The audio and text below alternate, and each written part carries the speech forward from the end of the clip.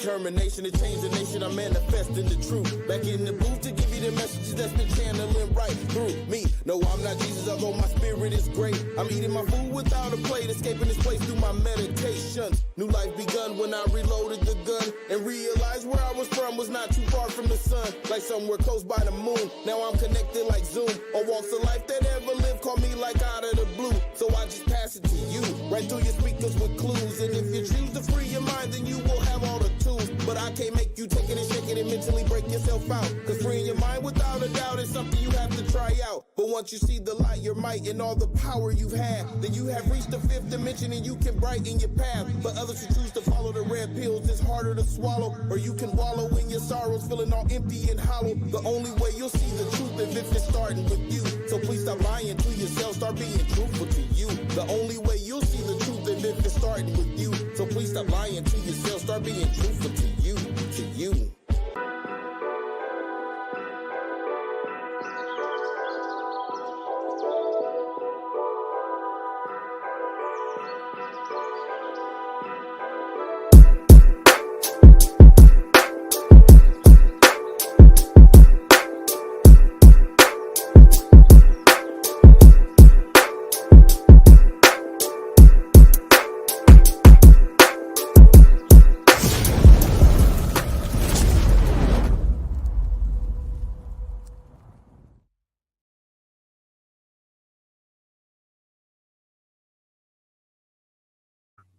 Yo, man, every time I watch that intro and see my niece, and we was filming something, and then she just smacked me out of the blue. That part is so funny. And I was already recording, so we had to stop and start over. But you know what? I was like, I'm gonna just leave it on there with her bad self. But how y'all doing tonight, man? We are live tonight to talk about something that if you're on social media, you see it. And actually, if you're out in public, you see it. If you have children my age, I got some 26, 30-year-old children. They going through it. And the people my age now, I'm 50, and there's still people my age having relationship issues. And so today, we got my beautiful sister on here with me, and we're going to address some of these issues. All right? So I'm going to go ahead and bring her on and let her introduce herself. What's up, Gramps? That's my brother right there. All right. What's going on? And let her introduce herself. And we're going to get this show cracking. So give me 1 second. Bam. There she go. Hey there, everybody. How are you today? Hey, Like you said, my brother Herman. Yes. My name is Nali, for the greater people who know me. But many call me Jem these days, which is my middle name, Jamel. Just a shortened version of that. So yeah, thank you for having me, Sherman. I'm looking forward to this conversation tonight, a very necessary conversation. So oh, let's get it. man.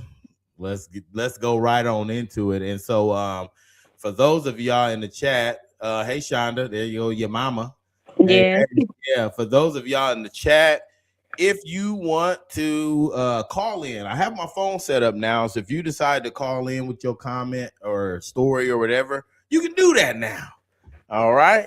But we definitely want participation from y'all. Of course, my sister over here, she's very formative. I don't know if that's a word, but she always keep me on the format. And so because that way we can cover all the topics we want. And so with me, I've been in my marriage for 2002. I got married, and then we've been together since I was about 21. I'm 50 now, so 29 years. Yeah. And so that experience in raising the children and stuff, and then my sister over here, she got all the knowledge and stuff. So we gonna hit y'all with a double dose, and then that way, because if I did it by myself, sometimes I have people tell me you can't speak on what a woman does and says. So I brought on a woman who can speak on it. Okay. What's the number? Oh, I'll give you the number. I'll give you my number. I'm gonna put it in here. 402-968-5012. If you need to call in, let me go ahead and slap that up there. All right. And so we're going to dive right into it. And so the first topic that we're going to talk about is... Yes, so we are going to talk a little bit of today about accountability, that big letter A. And I know, some of us are allergic to it, but it is very important in order to progress in life and to maintain whatever you do manifest. So, accountability. What would you say this means for you, Sherman? I want to know your thoughts on this. Um, you know, I say accountability. When you talk about accountability, we start with self accountability. I think I didn't really become a man until I stopped blaming everybody for my own stuff and just take accountability for it. Especially when I found myself going back and forth to jail. And that last time I went, I'm like, now who fault is it this time? Like, no, it was my own. I mean, it wasn't a place for me, but self accountability was huge for me. I think so that's what it means for me. Yeah. Good. For me, I would say the same. I'm very big on just self development, just having a really great relationship with yourself. And so sometimes it's really hard to hold ourselves accountable because we got to look at our ugly parts. But it's important in order for us to get to where we need to go. We need to look at our whole self. So Yeah. accountability means looking at your whole self for me. Looking at your whole self. Yeah. And not just, I know sometimes it's like people start feeling like the devil is attacking me and this person did Mhm. this person did that, this person. But like you said, look at yourself, and the ugly parts of yourself. Even if your ugly self is your face, you still gotta Oh, look at Lordy. it. You gotta look at it and just see what are you doing that that could be part of the problem. So yeah, Mhm. Good, good. So as he said, I'm very formatted. So if you see me looking down, just looking down at my notes, it's all making good. sure I stay on track. So basically, I want to present a core question to everybody. You can go ahead and answer it in the chat now, but we will be following up at the end of the show, just about the topic that we're talking about today. So based upon accountability, my core question for today is, what changes when we stop asking, who did this to me, and begin asking, what is my responsibility now? Mm, So I want you to think about that, okay? I'm gonna follow up on that again. So a lot of times, and I used to find myself pointing the fingers, but that age of saying, you point one finger and how many pointing back at you, right? right. We always have to make sure that before we try to go to something else or look at someone else or say, oh, you did this. Okay, so for me, I say, what did I allow? That's the first Mm, question that I ask myself when I come across a circumstance. Where did I misstep? You know, we have yeah. to learn how to do that. What would you say that experience is like for you? Well, I do want to get to what he just said here too, but I think that experience for me, man, I don't know. I think for me, when you say like what did you do? Is that what you're saying? Like, Mhm. yeah, Mhm. you know, that's kind of tough, Mhm. I think. Because I had a unique upbringing, so a lot of the times I did blame a lot of different. But then when I look back at it, yes, some of it was Mhm. other stuff. Your mom said exactly, but yeah. Can you type that question in the chat so that way we don't lose it? My daughter said I could pin questions. Okay, yeah. So, See, I'm not technical like that, so I'm gonna try to yeah, figure this out. if you post it as a comment, then I think um, I can pin it. That way people remember the question. But Graham Crawford said, I think one of the things we have to remember and understand when it comes to relationships is you attract who you are, not who you want. That's a very, very good point, brother.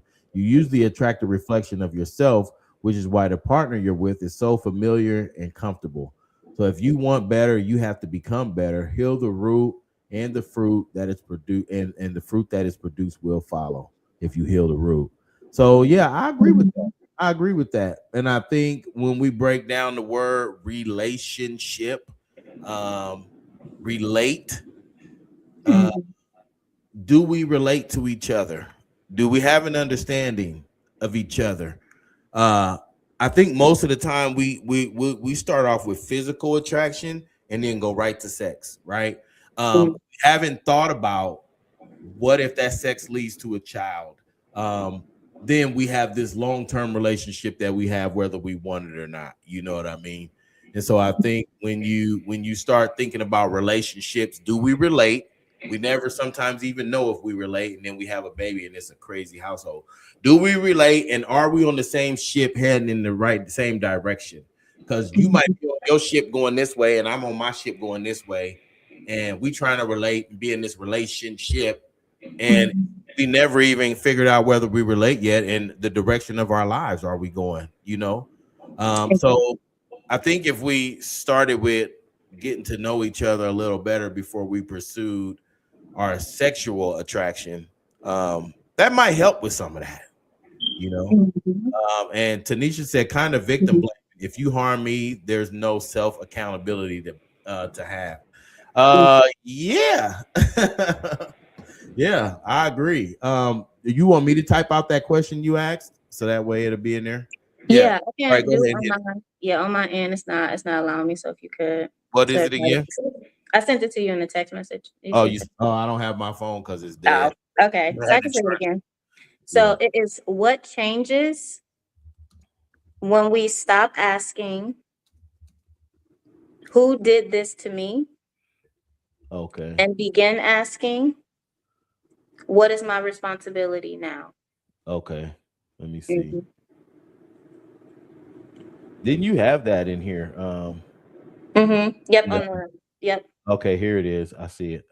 Good old copy and paste. All right, there we Yes. go. And so yeah, But let me go ahead and paste that. And then there we go. that's Okay. good. So Sherman, I want to just jump in for a sec. I really want to hone in before we get too far away. When you talked about relating, and Yes. that was a real big. Can you hear me? Yeah. Okay. So that was a real big lesson that I had to learn. Even most recently, it kind of like fully came into light for me. I was married prior. The person that I have my very last child with, a wonderful, wonderful person. But we never really took the time to be friends first. It was kind of like, oh, I think you're cute. I think you're cute. Let's get together, you know? Damn. And you cannot do that because you got to know, like, okay, it's good, when we're flirting, we're cute, all of that stuff. But what happens when I'm feeling sad? What happens when I feel like, I can't move forward? Like, how are you going to relate to me? How can we push each other forward in those hard times as well as those good times? Right. Um, yeah, I had to learn that, and um, a lot of times as far as relating to when we do move in, say we get together quick like that and it turns out, whatever the dynamic may be, it's not working out, we Mhm. get comfortable and kind of complacent. That was what I had to learn through as well. So that doesn't go along with relations if we're not having, weekly dates and, maintaining the Mhm. connection. What are we doing? Yeah, and it's funny you say weekly dates because me and my wife just did that last weekend. And even after being together this long, we still do that. We take dates because you always, for me, I think you should always remember what made you even begin to love or like this person. And when you start Mhm. getting too far away from that, then you look at the complaints and the bills and stuff. And that might start getting to you. And I like what Stuart Knight Arthur said on YouTube. He said the ego changes to answer your question when you stop asking. And my brother right here, he said, as a man practicing sexual discipline, will elevate us from the majority of our problems if we practice sexual discipline, which is true. It's funny you say that because y'all remember the rapper Trouble, right? This dude, he had a lot of sexual partners, and this one particular time he went over to a girl's house and she had a boyfriend that came over there, ended up killing this dude. And so when you talk about sexual discipline, now had he already had his woman and was at home or not really, going after different women, um, who's to say how he would have passed? So I don't question death, but I mean, like sometimes I look at that stuff like, man, if you was just at home with your woman, would that had to happen? We had some murders here where the dude was setting up other men with a woman, and she would get him out there and get their clothes off, and then he sneak up and kill him. Um, Again, sexual discipline, because you're after sex, and we don't relate, but that quick sexual impulse, like the brother saying, practice the discipline, then that way you're not just walking into traps. And so, man, lack of sexual discipline can be a trap. Yeah, definitely. And And then Brother Graham said one of the other things in today's society we have to become consumed with the idea of self-love. Yes, sir, brother. mhm. Boy, you better say it. But the love that is needed for a relationship to be successful is agape love, which is selfless love, meaning both of you have to be willing to sacrifice for each other. Our community uses that word love and really has never taken the time to study the true agape love really is. Yes. Yeah. Mhm. Mom said you gotta Absolutely. keep the spark alive. So yeah, man, I appreciate y'all already with the feedback. That's beautiful. Hmm. Yeah, go ahead, Jim. Do your thing. Yeah. So just going on that agape love, I think that that is Agape. very, yes, agape. I said a gate. I just Right. looked at age and ate a gate. Okay. Agape Um, love. Everything starts with self. That is what I Yeah. always say. Anytime you have a problem, again, look at yourself, you know. Yeah. You have to understand yourself, understand, how you are loved in order to even explain that to someone else for them to fulfill that for you. Yeah. So Let me ask you a understanding question yourself. though. Yeah. How do you know what love is if you never experienced it to know if you loved or not? Did you wake up this morning? Yeah. That's love. You Yeah. experience love every day. It's in the little things. Yeah. You get what I'm saying? Yep. Exactly. We Mhm. overcomplicate it. It's simple. Yeah. And I You think a woke lot of up the just times when you breathing. think about that, like Mhm. love and even life, it is overcomplicated. I say that all Mhm. the time because people be like, I'm just trying to figure out life. Well, it's really nothing to figure out. You live it, but you create it by the thoughts. And if you're thinking negative stuff and always around negative stuff, you're gonna live a negative life. So don't Mhm. overcomplicate love or life. Um, Exactly. and it's funny, I made a post about that the other day. If you just wake up, then already you winning. The rest is up Mhm. to you. Yeah. You know? Roll Truth Baker says sometimes life's so hard you forget each other and yourselves, and the journey back to both is so hard. Mhm. Yeah, and the way to avoid that is like Shonda said, keep the spark alive. But at the same time, when you start feeling like you're so tired or that person is annoying, but think about this. This is a life you're living. What is more beautiful than having this one guaranteed person that love you so much, no matter what? If you go missing, people ain't heard from you, this one person, they come Mhm. and they not gonna stop until they find you. And so, I always say, think about if you walk into the room and somebody just told you that that person is gone and it's a white sheet covering them. All those problems and issues that y'all think y'all had is out the door because now your life is without them. So love each other while you can, and then try not to get so far away from each other because life do get hard. Society pressures get hard, but like Shonda said, Mhm. love protects. And Brother Richard said, love is a gift. Man, Mhm. I hear y'all. Beautiful. Absolutely. Yes, definitely beautiful. So we just have to make sure that we consider ourselves, consider each other, and just consider all the little things. That song by India Ari, it has so much truth in it. Look at the birds, look at the ladybugs, look at your breath itself. Like I said, everything is love for sure. Yeah. And we Ooh, have to Sister just keep that Patterson. equilibrium. It's not about life is gets hard. Life is going to always be tugging you in this way, that way, whatever. But that's why it's so important to have a root and to be rooted within yourself. Because a tree, the wind blow by, do the tree fall over? Yeah, if it's immature, yeah, if it ain't got no good strong roots. But as long as you got your good strong roots and you never stray too far from that, thunder may come. You shaking, but you will never fall over. And you be back standing strong. It's funny you Exactly. say that. I got a sunflower we've been watching grow from the pot. I started it in the pot, moved it to the ground. The other day, the windstorm blew it so far sideways, it was gangster leaning. So I watered it. And the next day, I got up and that mug was back up. You didn't Mhm. root me. So I'm still here. I like what Sister Patterson said when love is regarded as being more than just feeling, the love is also action. relationship will further evolve. Yes. Mhm. You welcome, brother. Yeah, stay tuned. Any questions you got, we willing to answer. Stuart Mhm. said, "Love is willingness to sacrifice something for self or another, and not feel burdened by doing so." That's right. That's right. Mhm. And I think with me, when I did meet my wife, I was 21. Um, I had to learn how to love myself and feel like I was enough.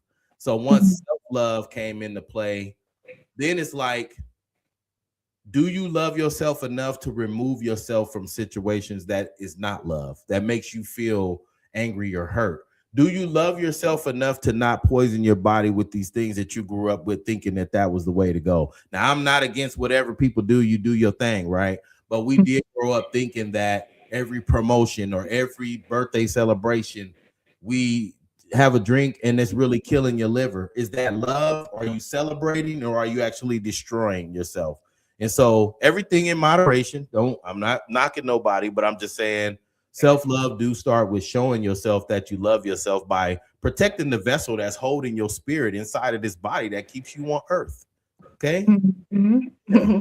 Absolutely. And that goes back to accountability. You have to be Yes. accountable for yourself. You Yes. got to make sure that you're doing what is necessary.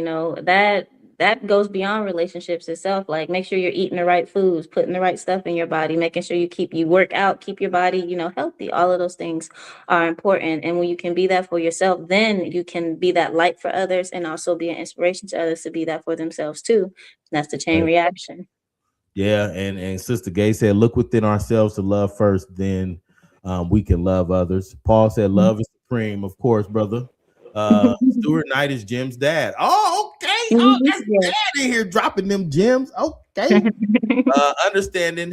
You see how I did that? Dad dropping the gems. Okay. Understanding how to pick a partner is not easy, man.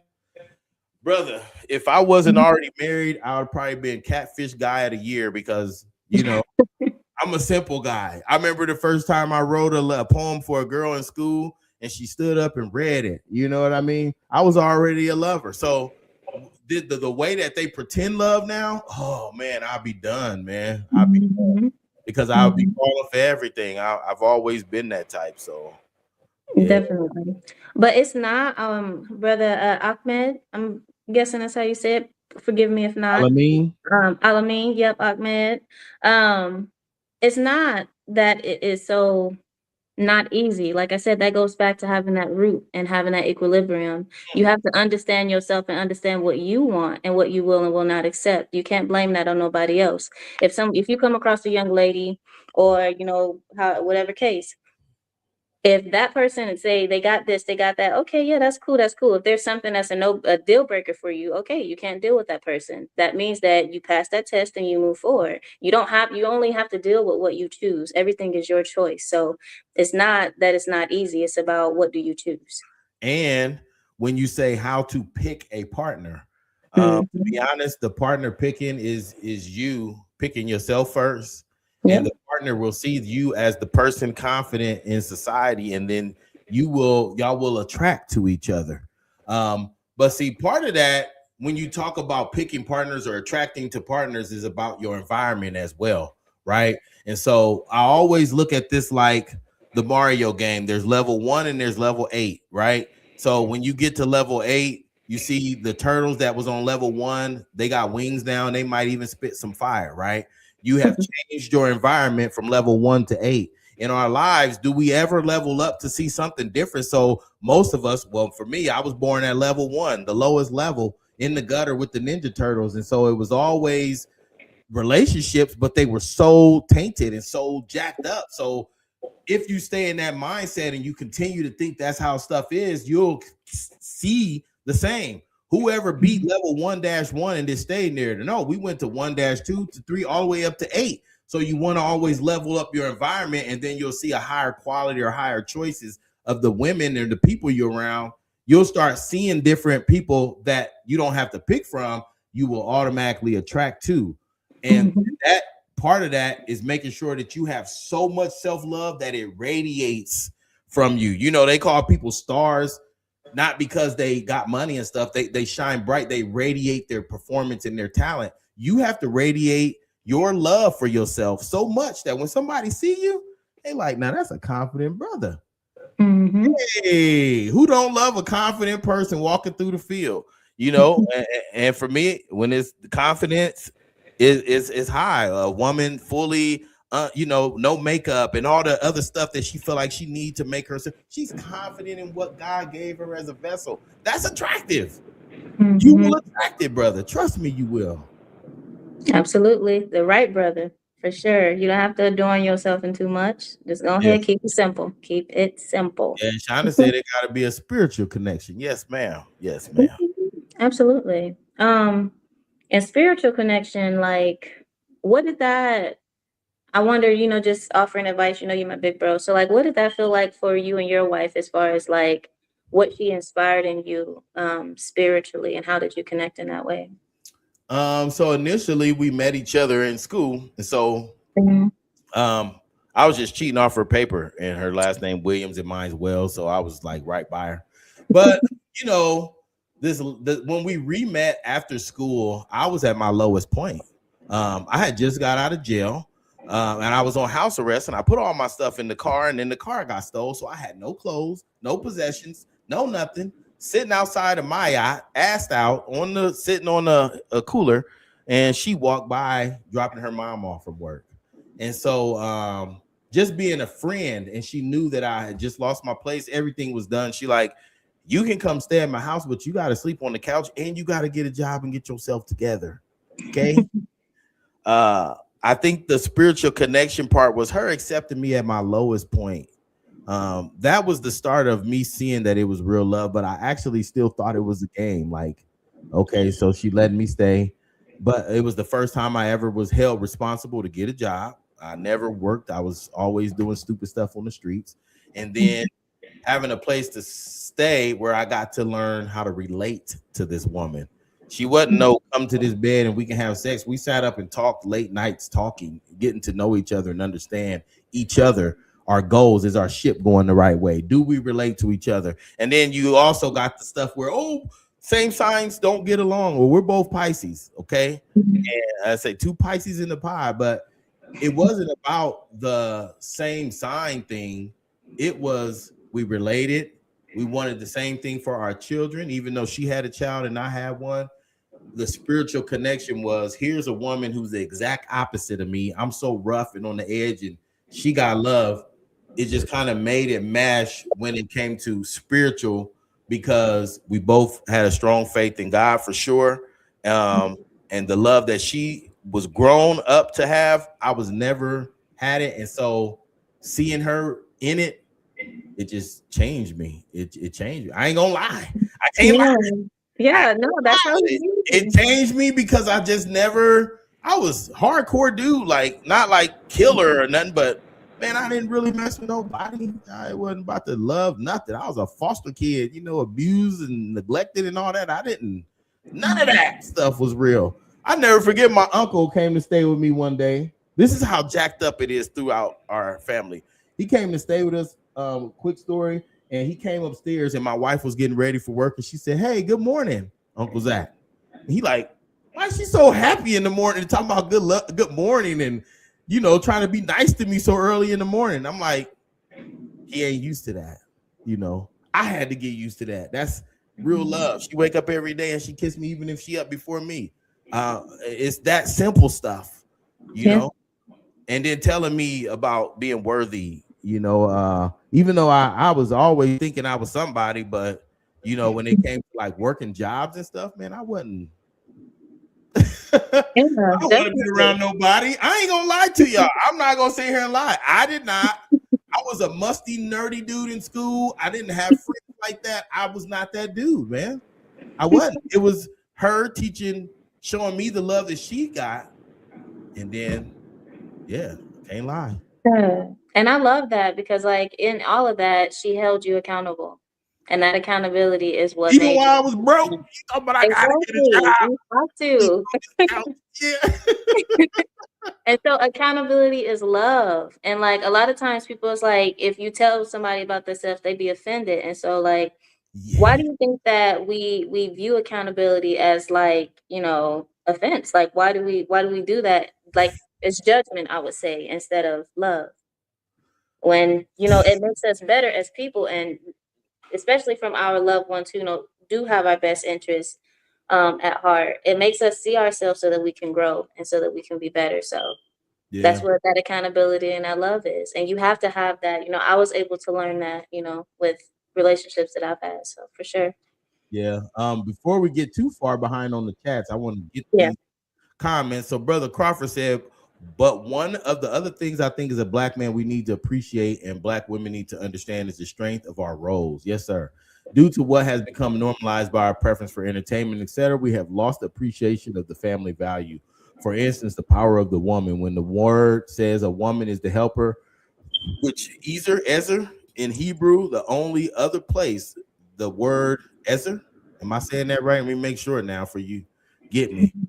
Is used as in retaliation to God Himself and His saving power, meaning the power of the woman's. Yeah.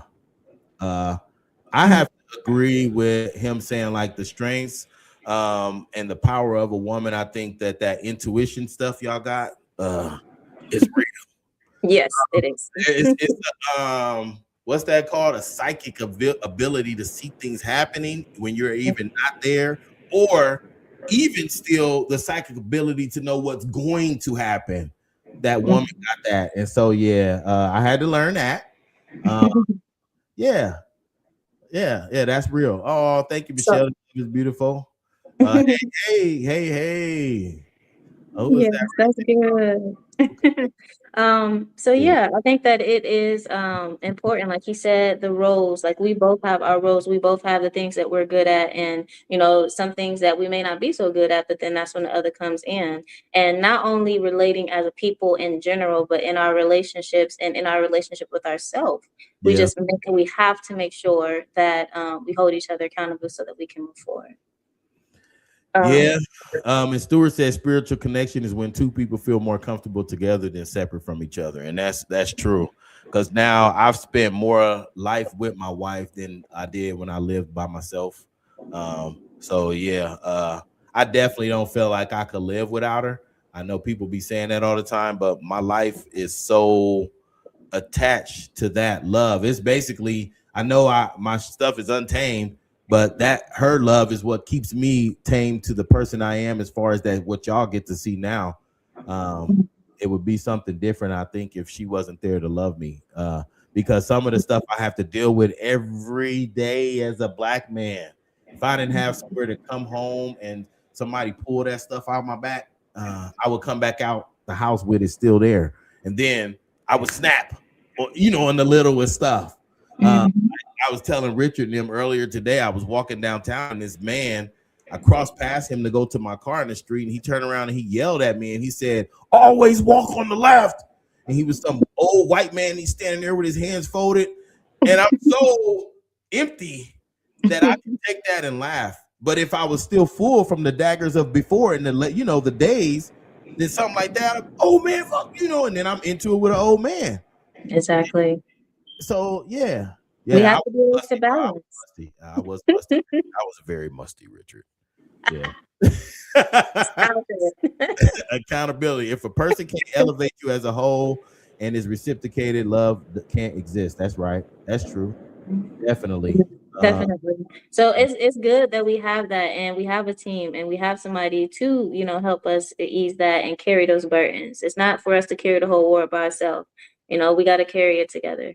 Yeah. Um, And like mhm, you said, accountability for an individual is the open acceptance of the good one does, and especially the bad one does. Indeed. Yep. Yes. Because and that's one thing that I like to say is like even something that is quote unquote bad is still good. It's all for your good. It's all Yeah. for your growth. So you just got to look at everything in that way. So based upon accountability, especially speaking particularly to relationships, like sometimes what are some lies that we tell ourselves? That's a question that I have for the chat, for just anybody that wants to um talk about that. So I what think would one you of the say? biggest lies we might tell ourselves in our mind is we think we can change a person. Yes, They're that's a going good to one. change. I can change them. Uh, uh, Change is only when a person wants to. I don't think mine was more or less changed when it came to my wife. It was more or less letting my guard back down.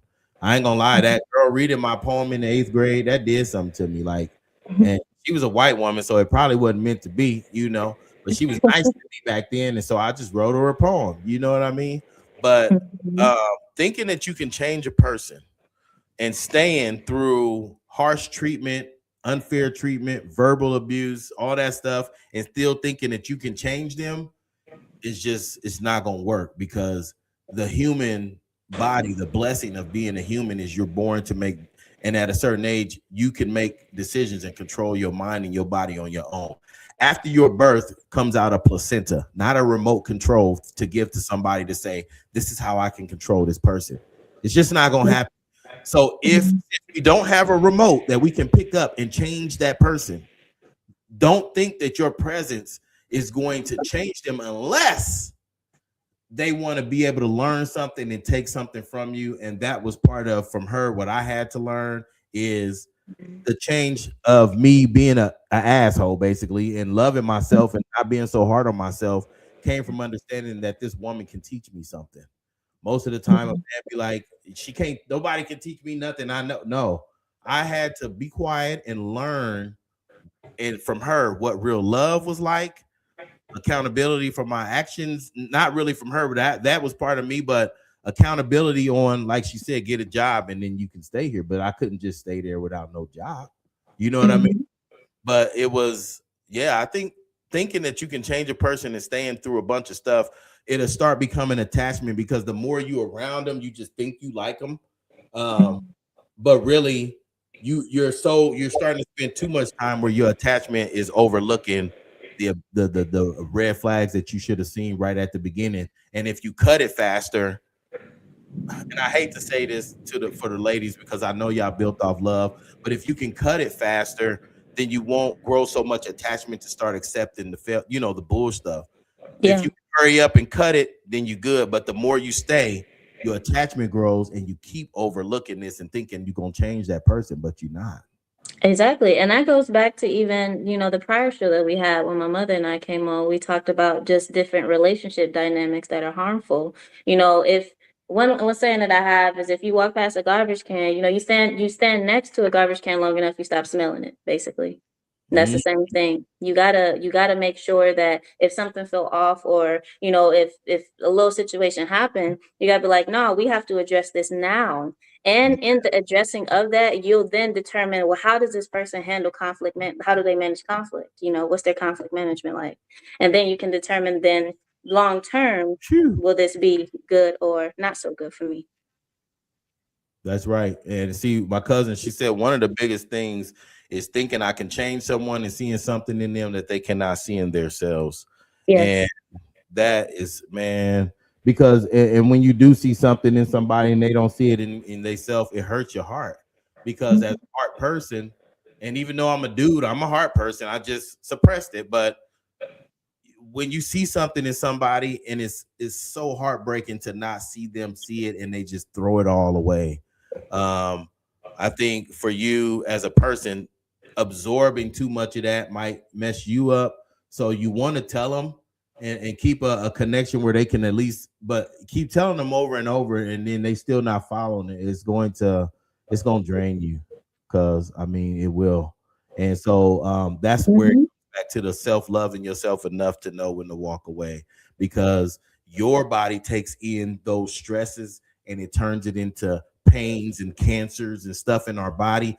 We cannot allow that, and we have to love this vessel enough to protect it from that kind of trauma. Yeah. uh Definitely. And I would say that, um, speaking on that, I done lost my thought. Go ahead. Okay, I was just gonna read his comment. He said, I think Yeah. one of the biggest ways we deceive ourselves is through pride. Pride has an interesting way of enhancing our vision when it comes to the shortcomings of others, but blinds us to the shortcomings of ourselves. We believe we become so consumed with pointing the finger, but if we really stopped and self-analyze, we would see that a lot of the character flaws we see in our relationships, we possess those same flaws, which is why they're so familiar. So it truly starts with healing the roots, right? Yes. Yep. And And I brother, love that. a person is untrue to self Mhm. on a belief that they feel is unquestionable. Wow. You run a list of losing your own identity.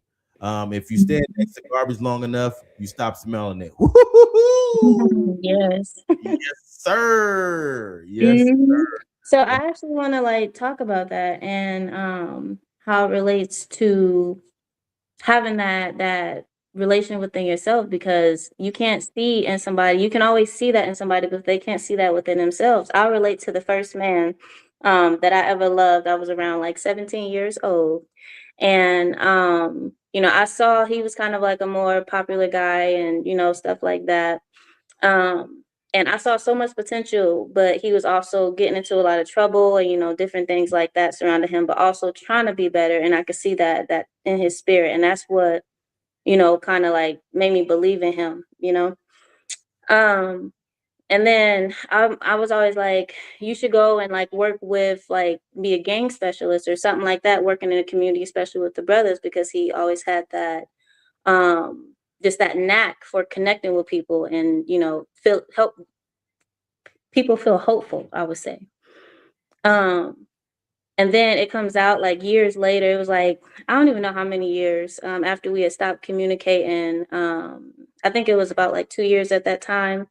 It turned around that he came back and he became, you know, a specialist and things like that. And Mm. so it was like a full circle kind of moment. It's like you'll see something that's you're someone and you'll talk life into them, but they have to see that for themselves and pursue that for themselves. And they will do that in their own time. You can't rush that. And that's also a part of love is being patient.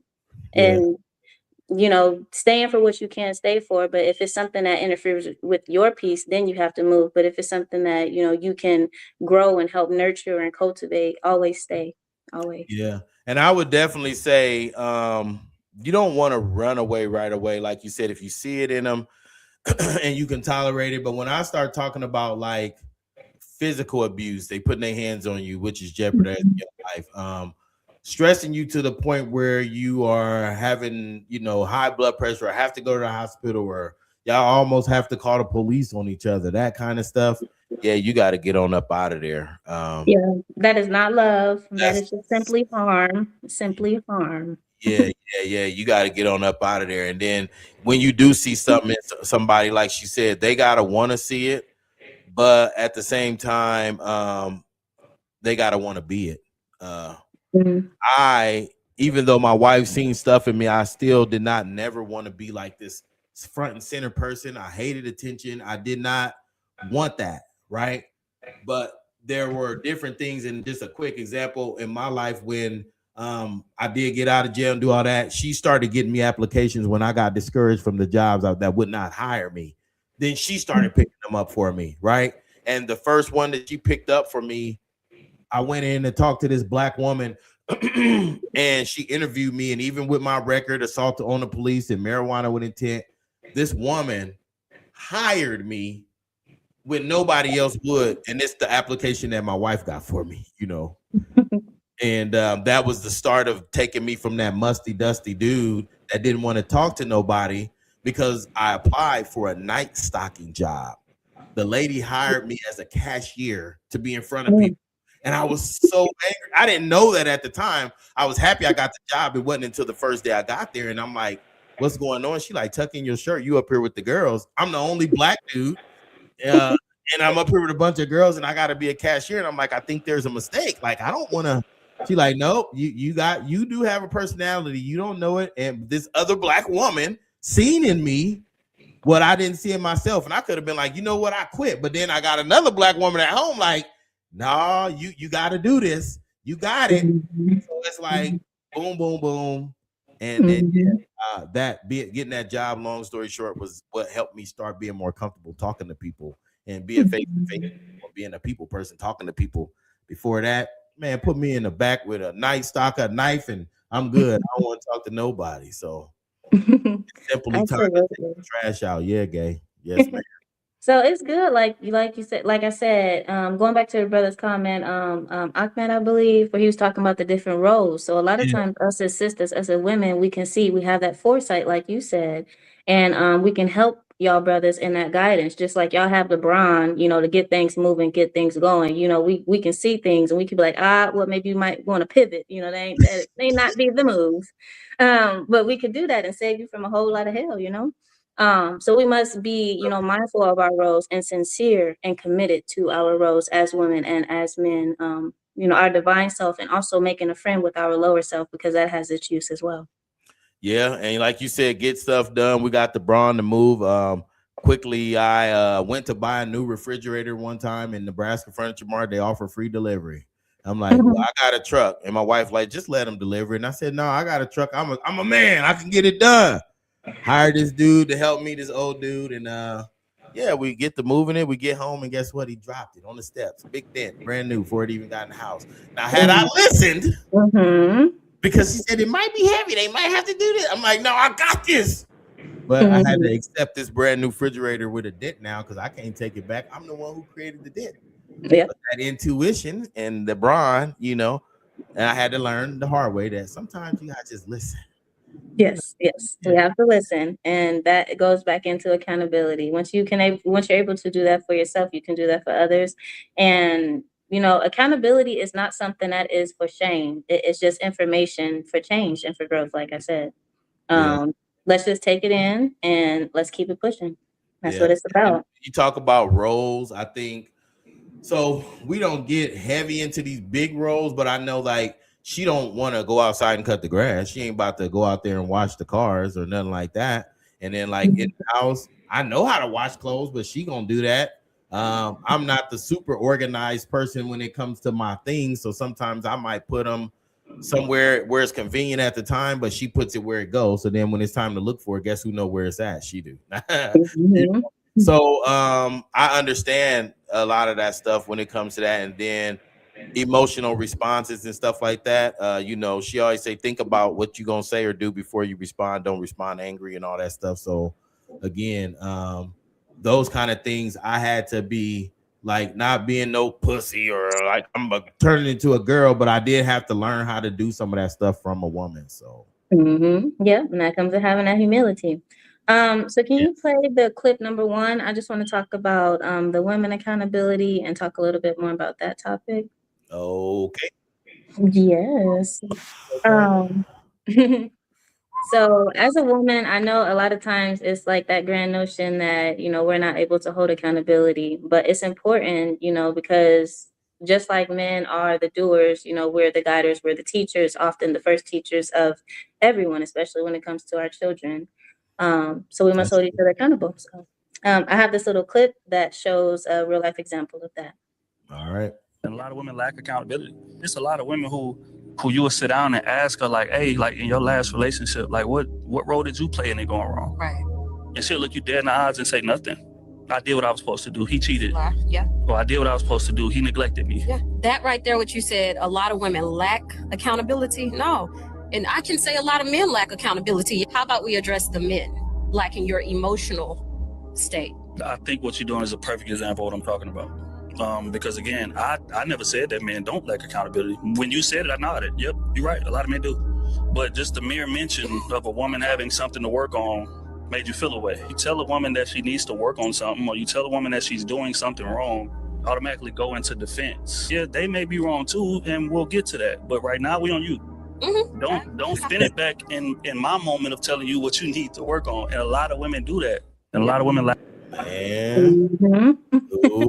Ooh. See, I'll let you speak on it because I ain't getting the tag, but yes, but we must, and not flip the script. Ain't nothing about flipping the script. But like you said, we're gonna address me. We gotta address me, and we're gonna address you when we need to address you. And in order to do that, like I said, and being that teacher and being that guide, we must keep ourselves sharp. We just make sure we have the most updated information. You don't want to be taking information from an encyclopedia from 1927. We need to be in today and what's happening today, and be accountable for what's happening today, and also accountable for what comes based upon our actions today. That's really heavy when you talk about facing accountability for your actions. And so when the brother was saying, she said, I did everything right, but he cheated. And I'm not here to make excuses on cheating because I feel like when you talk about cheating, I personally think since the man is the pusher, the girl can open her legs all she wants if he don't want to put it there. And you mean so? I think when you talk about cheating, there's no excuse for it. I feel like if you don't want to be with that person, just cut them loose before you start with your other partners. But then again, if you look at nature, human men are the only ones designed to have to be committed because uh my dogs, I see them all the time, my male dog, and he don't care who it is. If a girl dog comes over here and he gonna try it. And most of the time the girl just lets him. She don't even know it. And so in nature, they just do whatever. But humans, that's what makes us the rulers over animals because we are conscious enough to make decisions. And I don't know about you, but I've never heard of a dog STD. But I know with humans, the punishment for these multiple sex partners, yeah, you start letting in and out people coming in and out your portal, then you gonna have a poison portal, which could damage your a possibility of your children. And then for the men, you'll have a damaged shaft looking like the back of a Nestle Crunch bar, because you've decided to go and dip it in all these different places. So that's why, like, there's STDs because I don't think for humans it's not meant for us to continuously have multiple sex partners passing that stuff on around and to each other. And I remember they used to say your body is your temple for women, and I think sometimes, and this is what I got criticized about for saying, I think sometimes women forget about that or got away from that because not just a temple like, your private area, but this is the portal where new life begins. Do you want to have a bunch of trash be the first thing this new life sees because you didn't have so many sex partners? It's like damaged around the edges and stuff. Like, no, you want it to be a temple where this baby comes from that's clean and pure, so the baby have the best chance of survival without being tainted by this man, that man, that man, and vice versa. Because a man don't want to be swinging no wine looking like the back of a Nestle Crunch bar, and then your baby come out with that stuff. Poison in that next woman. So I'm just saying, Definitely. I love the way that you put all of that. But beyond just the Nestle Crunch bar and the physical aspect of it, as my mother said, spirits, when you open up your portal, which, us, we are yes, portal. When you open up your portal, that goes back to that first question that you mentioned. I did everything, but he still cheated. Why did you open yourself up to that? That's that accountability aspect. It's not what he did, it's what you allowed. Yeah, Don't absorb lie. spirits, aka skeletons in the closet. Mm-hmm. Yeah, and then like he said, Exactly. psychological damage. Yeah. Mm-hmm. And what we're seeing now, I mean, in my generation, it was always, hate the player, don't hate the game, or whatever. You hate the game, don't hate the player. Now, people psychologically, when they get cheated on or a person leaves them, they will kill you. Yeah. The church we go to, Assembly of the Saints, there's a mural on the side of women and children. They were all pretty much murdered behind domestic violence and cutting off a person. And just thinking about that, like, this generation is changed amongst us where if you can't be with this person, you'll kill them. And that psychologically, to me, it don't make sense because of the way I was raised, but I also see everything far. Taking accountability for your actions and having that emotional discipline and even spiritual discipline, sexual discipline, all that stuff plays back into now in your mind. Since you can't have this person, you're gonna take their life. Like, there's nobody else in this world you think you'll ever connect with again. Oh man, that for me is a little harder to understand because again, I've never been the type that if a girl leave me, I think I'm gonna take her life for leaving. Exactly. But that just comes again with having that lack of stability within yourself and externalizing or projecting upon, your responsibilities to self onto others. And so That's all that it is. That's why you have to make sure that you mind your own business. Mind your own business. That's literally the key to everything is minding your own business. Yeah. Mm-hmm. Whew. Boy, if people did that, probably it would be a little better world if you just mind your own business, but that's not Mm-hmm. always the case. And then, like I said, sometimes when people don't mind their own business, you never know how a person reacts. So, like with that old man, if he would have caught me on a day where I was full, then yeah, him doing that and not minding his own business could have got him a problem. But Mm-hmm. in that, so Exactly. yeah. So, a lot of times in relationships, something that I come across, or like if I'm talking to my friends or just anything like that, where we maybe hold back our emotions, especially our true emotions in our relationships to protect someone else's feelings.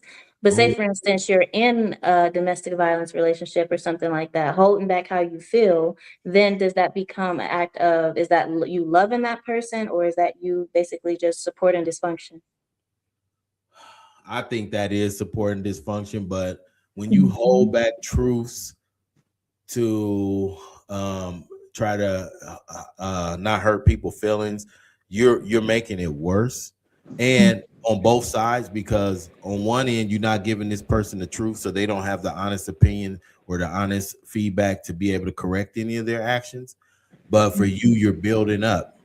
And then what ends up happening is this big eruption of all the truths at one time.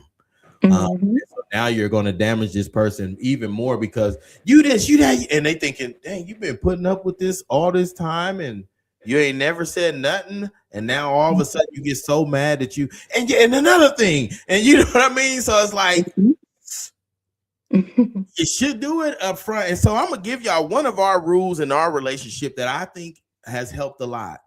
It's the 24-hour rule. If you have an issue or a problem with the relationship, we have to talk about it within 24 hours of the issue. And if we don't, then we can't keep bringing it up over and over and over. We got to solve it right then. And if we start talking about it and we don't get it solved, then your 24 hours starts over until we can get it solved. But once it's done and you go a whole day and don't bring it up again, and then you try to 3-4 days later, because we put the time in to make that happen. So the 24-hour rule to me, it helps because then we ain't on some, man, remember last year when you No. you can't, it's over 24 hours old. I don't want to hear it because the past has passed. So Yes. why am I going to keep diving in the past? My job as a spiritual human is to move forward and fix and get ready for the future, prepare. I can't do that if I'm keep going back in the past and dwelling on stuff because then Mhm. I'm gonna be stuck there in my mind because that's the issue, you know. And he said it makes sense when it's understood that most men of today have been feminized mentally by social structure and the Mm. removal of masculine figureheads in family. Boy, Stuart, boy, boy. All right, Stuart, you're gonna get something started, bro. All right. Mhm. Removal Absolutely. of the masculine figureheads in families. Ooh. Mhm. Yeah, Jim, you Mhm. better And like before I get out of there on that one. definitely, I want to Woo. like do something since like the masculine influence, stereotypically has been removed from the household or removed, like the role mix up, like we talked about. Do you think that plays into the lack of accountability for both sexes? Because again, that goes back into that relation or that lack of relation there. And so when you're not there, you're not able to hold Somewhat. each I other don't think accountable. you have to be masculine to address Mhm. accountability. I think if you love a person and you really truly want to be with them, then I have to be able to tell you the issues, but you have to also be open to listen to me, Mhm. uninterrupted listen, not listen to respond, uninterrupted listening. So that way we can try to solve it. Because if you love me enough, you don't want me to feel a certain way. And if I love you enough, I want to be able to tell you to give you a chance that we can come to a medium. I ain't expecting you to, oh, you right. I'm gonna completely change. But let's get to an understanding that I understand each other to where it's Mhm. not a misunderstanding. And if I respond a certain way, it might be because of this or that. But at least we understand why. But if we never talk about it, and being masculine, I think it don't have to be a yell or a nut, but I think you do have to be firm when you're talking about accountability and actions, you know, and then wanting to tell somebody something that you feel like is wrong or a game changer for you. So far many two young men today use guns like women use car keys. Man, come on. Bro. It's sad. And for a conflict resolution, the gun should not be our first choice. I think I ain't gonna lie, I've always said the younger generation is the birth of the army. They're more fearless, but you have to know where to use that, you know, fearlessness at. And for me as a man, I don't never feel like I have to be so aggressive or win this big debate with a woman, because for one, physical competition with a woman, the reason why it's rules and laws for it is because we are naturally physically stronger. So me winning or getting into this big argument with a woman that can lead to a fight, why do that? Because if I lose, it's embarrassing. I got beat up by a girl. If I win, I'm going to jail. It's a lose-lose. Why even go to that point? So for me, when I have discussions or disagreements, we have to be able to talk sensibly to each other and work it all the way through to the end. And if it's not my wife, then I just let them have it, because I have no desire to argue with a woman. But with my wife, I do want to understand her feelings and situations, so we talk it through the end. But if you're not my wife, then I'm not saying I don't care how you feel, but I don't have a need to work all the way through the emotional part, and you can just have it, you know. I'm not about to argue with no woman. Right. And that comes back into, you know, just having that control of emotion of self. And a lot of times that's not taught, especially as brothers. So you have to have that control over yourself. Can you play the second clip when you're able, just on men accountability, just so we can talk about that? Okay. So it's important that we both understand what we're here to do, and that we do that. Like I said, that we be committed to our roles, even when it gets hard, no matter what happens, that we remain, you know, with that in mind, that goal and that focus. So, yeah. So, man, I try to teach my son, man, be a man about everything. Main thing, especially as a black man, watch how you carry yourself. But I always take accountability for everything you do. Fuck up, man, except like, fuck up. Stand on your fuck up. Like, don't fuck up and try to hide your hand, bro, because that ain't what men do. Like, you fuck up, you accept your fuck up, head up, chest out. You know what I'm saying? And another thing I like to tell him about, too, is communication. Like, know how to communicate, bro. I don't know, but I try to teach him, bro, like, you feel a way, communicate this shit. Like, don't just hold it in, because they're holding it in, eventually going to turn to some crash out shit. You're going to get yourself into something I can't really get you out of. And in today's world, that's right where they want a black man to be. Some shit he can't get himself out of. So, man, I try to teach my son. That's true. Yeah. Yeah. And once you get in something you can't get yourself out of, no matter who it is, we can't save you once you done took a life or did something off of some emotional reaction. And I think when we start talking about that, especially like solutions and relationships, being your authentic self is always important. Show up as who you are. Don't pretend to be somebody else, because then people can see right through that. And I would say for the fellas, you definitely want to give the woman the opportunity to talk. And I would say both of y'all make sure you have opportunities to talk, but don't fall for the con. And what I mean by that is, when you meet a person and they ask you a bunch of questions about yourself and they want you to keep talking, sometimes that con is a game to just see what you like, so then they can start acting like they are what you talk to them about that you like. And that's the game, because then, well, you know how you said you like this, well, I do that too. And it's all about trying to make it like, oh, there's this great connection. But no, the connection really is trying to get your draws, man or a woman. You know, I'm not saying it's just men that do that. Women do that too, act interested in stuff that you interested in just to sleep with you. But you know, again, crossing those portals and doing all that stuff, for me, it's just easier for me to have my one woman. I don't have to keep up no facades or do nothing. And I think that we have to just be our authentic selves and show up, but then don't give too much of who you are right away. You answer a question, let them answer, and try to make the topics different, so y'all not asking and answering the same questions where they got the opportunity to just agree because they gonna try to pretend like it's some connection there. So Absolutely.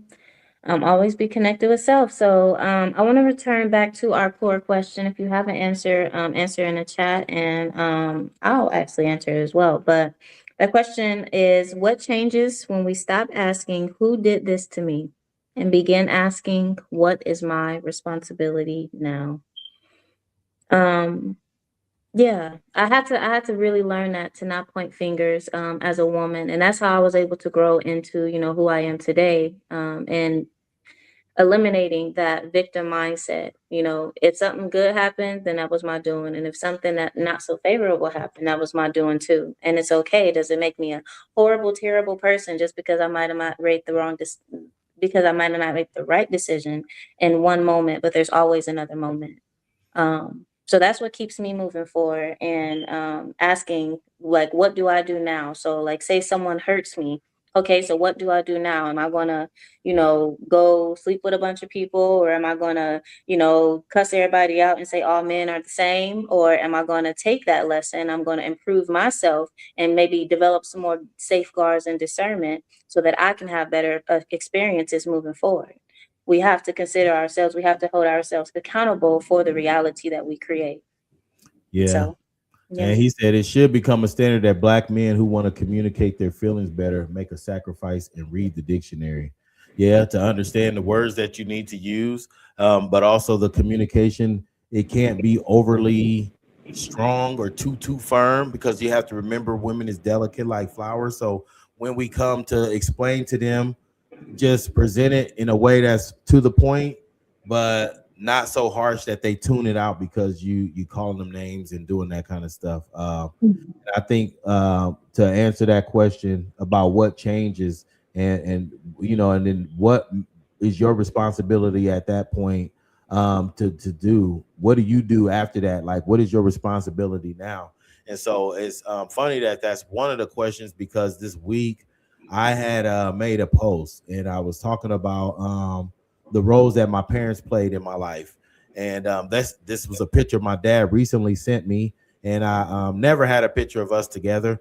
So when he sent it, it kind of made me go back, and I said, this is the only picture I have of me and my mom and dad together. They both missed the majority of my life growing up, but I never have thrown that in their face or blamed them for my failures or abuse, neglect, childhood trauma I went through.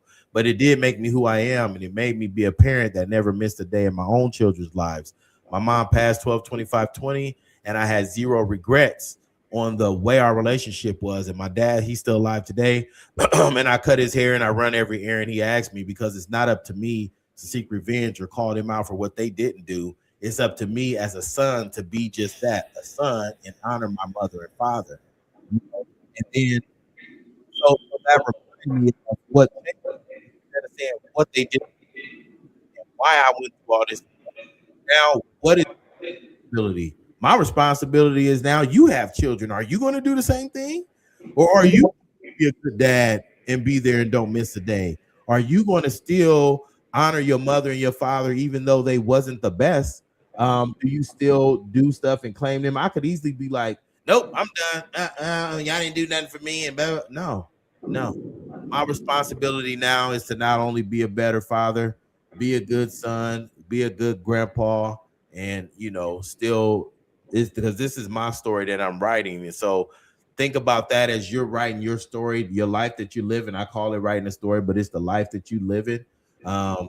At the end of all this, is people gonna ask, how did you love? What type of person was you?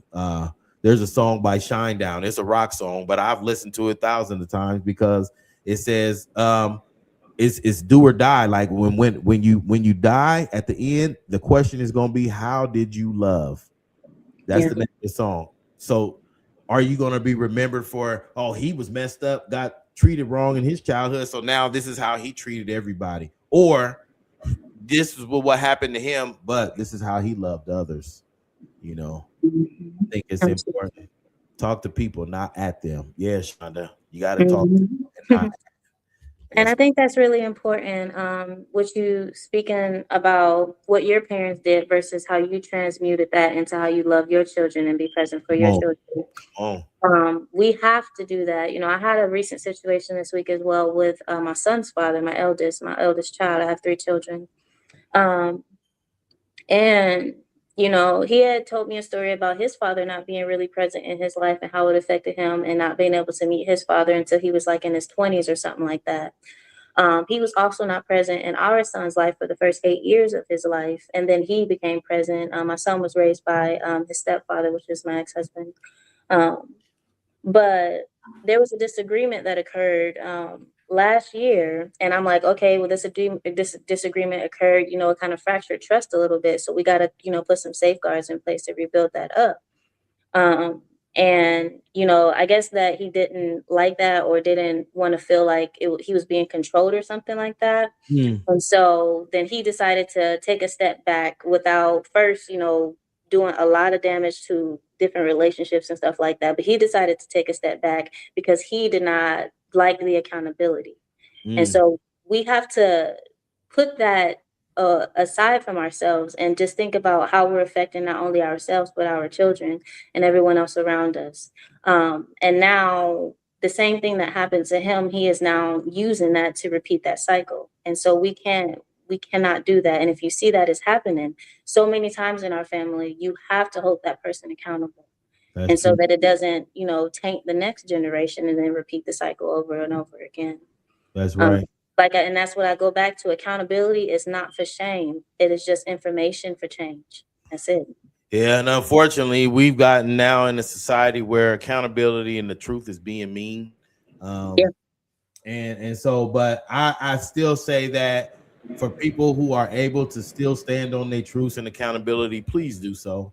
And also use social media. I know a lot of people be like, I ain't a social media person. I don't do all that. But right now, social media is used to create the system into our child's mind that keeps them programmed. We should be using that same system to put out our own programs, okay? And that's all I'm saying. I ain't saying you gotta do all the stuff that everybody else do, but come on, man, we need some kind of content. And then after you long gone, that stuff is still available for your children and stuff.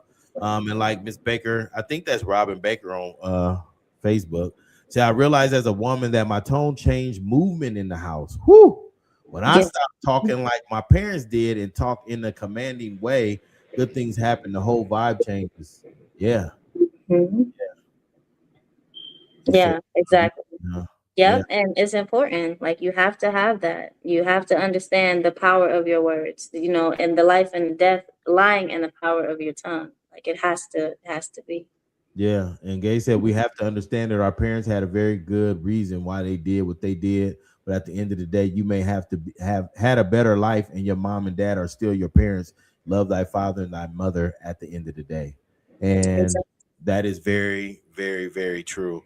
And so when you start doing that, I think, and I know sometimes people will blame their parents, but and like Gay said, you don't know for sure exactly what your parents or your mother or your father went through. So without knowing that stuff and just starting to blame right away is terrible. And you should always try to give your parents grace, like you said, honor your mother and your father, but give them the grace that might have happened to them or different lives. And so you as a child, you may not understand it because you didn't go through the similar things. And so and I'm gonna share something personally here once I find it, but um, that whole thing of understanding your parents' struggle or understanding their pain or what they went through before you came around, it could help you with understanding your parent to the point where now I can give them some grace because I understand that they had this issue in their past and maybe they never was taught how to be a mom or maybe was never taught how to be a dad or even how to love another person. Okay. And so I did find it. I'm gonna zoom this up because there's a piece on. I don't want y'all to see, but then this will be the first time I even showed this on my show. But I think that since it came up, it's important. And so here's right here. Okay, there it is. It's an article. That's my mother. Okay, woman troubled by act of violence. So my mother in 91, one of her friends was getting beat by another man. And the man was beating the friend so bad, she told my mother to go get her gun out of the car, the woman's gun. So when my mother came back with the woman's gun to give it to her, the man turned around and he slapped the dog crap out of my mama. Like, and she's holding a firearm. So her reaction was to shoot him and she killed him. Okay. 2 weeks after, it says Miss Wells said her, 3 weeks after taking a life, Sandra Wells tried to take her own. Miss Wells, 35, cut her left wrist with a razor blade. September 29th, her roommate stopped her from slashing her own wrist and alerted emergency 911. Miss Wells was treated and placed in protective custody for a day. She said the suicide attempt stemmed from her difficulty in dealing with the death of Lonnie Hawkins. Authorities ruled Miss Wells acted in self-defense September 9th when she protected that woman. And the article goes on to say how people were saying, oh, good job and way to go. And my mom said, it's not a good job, way to go, because I didn't want to have to kill this man. She didn't want to have to do that. And that stayed with her all the way up until she passed. It stayed with her, bro. Like, she always talked about how she hated that she had to kill that man. And so much to the fact that she tried to kill herself. So what did I expect from her as a son when she went through something like that? And without going all into her life, but I am writing about it more. But she also started experiencing sexual abuse at like 12 years old. Her first two children were by her mother's boyfriend. So as a son, what am I expected? So with my mom, I became her protection as her firstborn son. Once I was born, all that bullshit stopped. Nobody else did shit to her while I was around. But before, and me not living with her, like I said in that picture, I don't blame them. Because look at, that's just a glimpse of the stuff that she went through. When I do write this book, you'll see how much she went through. But what I look like, you wasn't there for me. And you, come on, man. Come on, man. Exactly. And I never threw that stuff up in her face. Shonda said that's how my relationship was with my dad. He wasn't around until I was grown, but when we connected, it was the best 25 years, like we never missed a beat. Yeah. And so same with my dad, because I told him in my 20s, I said, hey, you wasn't there. Foster homes, all that stuff. And he like, yeah, I wish I could have. I said, listen, scratch all that. I'm still your son. I love you. We still got time. Let's do this. You got kids. And ever since then, me and him been good. I didn't ask for answers. Where were you? And all. It wasn't that I didn't want to know where this self-satisfaction shit, but I just didn't care because I'm a firm believer in the past is the past. It passed. I don't want to dwell on it. I just want to have a relationship with my dad. I got his guard down. That was it. Because he always felt like he only could come around when he had something or he had something to give. And I told him, you don't always have to do that, bro. I mean, you do got something to give. Presence is presence too. Presence. Yes, yes. And so, yeah, it's very, very important that we have that and we consider that. And I can see that, you know, like I said, the situation that I just shared, that personal matter with my son's dad, he's been through a lot of stuff. And so, of course, you know, there would not be, you know, any real stability or things like that there. And I don't hold that against them. You know, I give them love and I give them grace, and, you know, it's going to happen as it's going to happen. Just like even, you know, a strange relationship with my own father. You know, I give him love, I give him grace. And he was there for me, always raising me, always doing a lot of things for me. But emotionally, he had his own things that he had to go through. And so I understand that, and I don't hold that against him. And I love him still. But I understand what I need for my peace as well. But at any point in time, the door is always open as long as it is sincere, because I am sincere. Right. And I'm definitely not, you know, I don't want to, I'm going to say something, but I don't want people to take it as, oh, just my parents can do whatever. But let's be honest. A parent in the United States, they can create you. And the moment you're born, the mother don't even have to look at you. She can just hand you off, and that'll be the end of that. So just the fact that your mother allowed you to grow in her body for those 9 months and come into this world. Remember, nobody owe you nothing. And so just the fact of them even having an inkling of any kind of interaction with you while you was this little ugly cringe face baby Some babies is cute, some babies ugly, but you can be smothered with a pillow. You can be pushed down. You could be anything. Somebody had to be there to protect you during your most vulnerable state in order for you to get to where you are now to take care of yourself. And that first protection was that mother while you were growing for 9 months inside of her body. I'm a dude. I can do that. Even if I was able to, I'm not. You're not gonna be inside of me crawling and kicking and elbowing on the inside of my body, and then think I'm still gonna just lay there and let you come on out. I'm hitting you back. No, but for real, a mom, she could literally punch you in the stomach. She could have drunk some moonshine. You would have been out of there.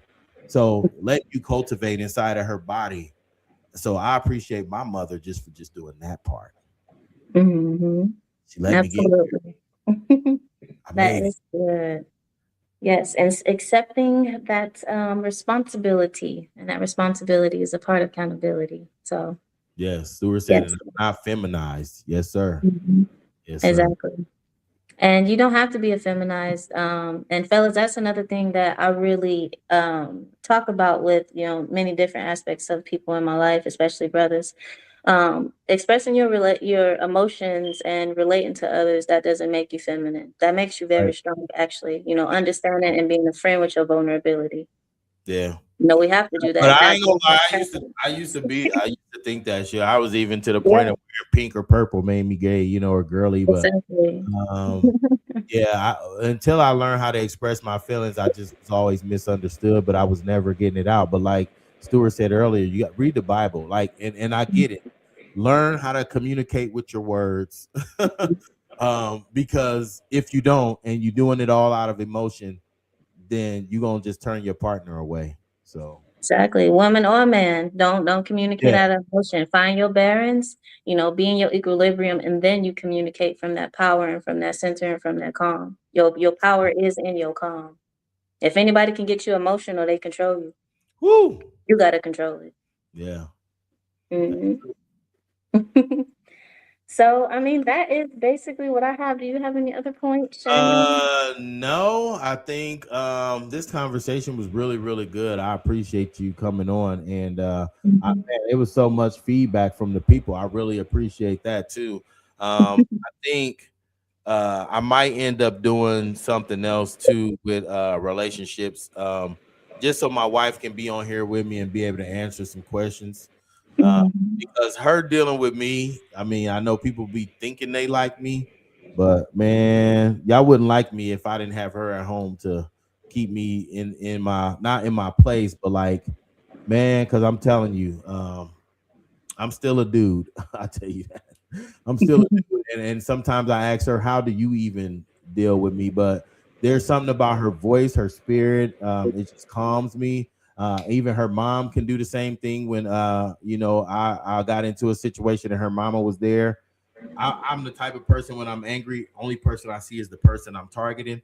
But her mom's voice came through that and was like, baby, calm down. Like, and boom, I was back to myself. So yeah. Uh if you don't have love and experience love from somebody who really love you, and it's not sacrificing yourself to be in love shouldn't hurt, it should feel good. Love shouldn't hurt. It should make you smile. If y'all both grab each other and you go stand in the mirror and look at each other, y'all should both start smiling because Mhm. the love that you have for each other should make you happy genuinely. Stewart said most of the so-called traumas Black people suffer from go directly back to dehumanization process initiated during chattel slavery, and he is right about that. Dictionary increases a male's ability to rationalize his emotions. Come on now. Yeah, and not even just male, female as well. So Expand your vocabulary so that you can understand. you can understand. And so, Mhm. yeah, I do want to do that. So I might do an episode where it's just me and her doing a Q&A from people if they want to know about kind of some of the ways she deal with me, because she can tell you better than I can. And some of the ways I handle with her, I deal with her. And like he said earlier, I think it was brother Trent, you serve each other. So it's never like I feel like my wife is behind me to support me. She's right next to me for support. I'm right next Mhm. to her whenever I have something that I'm dealing with. I can depend on her to be there 100% for me, and same as her, you know, without feminizing myself or feeling like I'm, you know, being soft. I just still nurture and I'm very nurturing when it comes to that with her, because she has to be strong enough to help me with the daggers, and then she also got to be strong enough to live her life as a black woman out here, because they're not always together. And I know for a fact that black women is treated different when they're out here in this world by themselves. People, you know, the same how they do me, you know, and we have to be able to be there for each other. So we haven't been debriefed. That's right. We really haven't. She said, Sherman, I think you should start these discussions more often to help the next by sharing your experiences. Yes, ma'am. I will definitely do that. And I do. So I did pay. Y'all seen that clip I have of my mom. What I found that there was a 3-part, no, like a 4 or 3-part series they did on her story, because they were talking about the delay of the police responses during that call.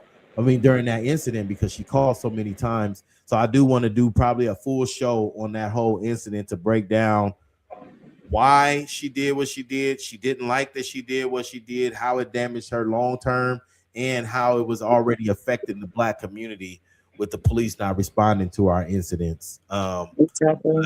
The next one I'm gonna have though is gonna be with Miss Brittany Polite. I think I told you about her, but it was the woman who was in the federal penitentiary, and she's home now. And I know some of y'all remember me doing that Voices from Prison episode with her, and then I did it with a couple other women.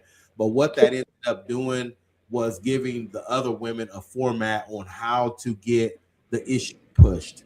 They were in a women's prison that was ran by a family, and it was all tight knit. But once we start writing letters and busting it up and getting state representatives in different states and our own involved, that gave them a path on how to get qualified, because they already qualified for this release program.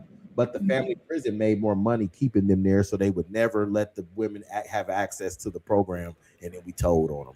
So, Wow. so yeah, if you want to close out with anything, you good to do so, and then Yeah, so basically, thank you everybody for coming on, for sharing your regards and everything. It has been amazing. So this has been your very first episode of Normalized Nonsense, with us, Sherman and Jim. And this is where we have real conversations, real accountability, and real restoration. Thank y'all again. all right. Peace and hair grease in the Middle East, and we will be back with y'all. Of course, you know Jim gonna have something else for me to do, and I'm gonna be really happy to be able to do it. And then again, like I said, look forward to those other episodes that we got coming. And yeah, peace. Love y'all.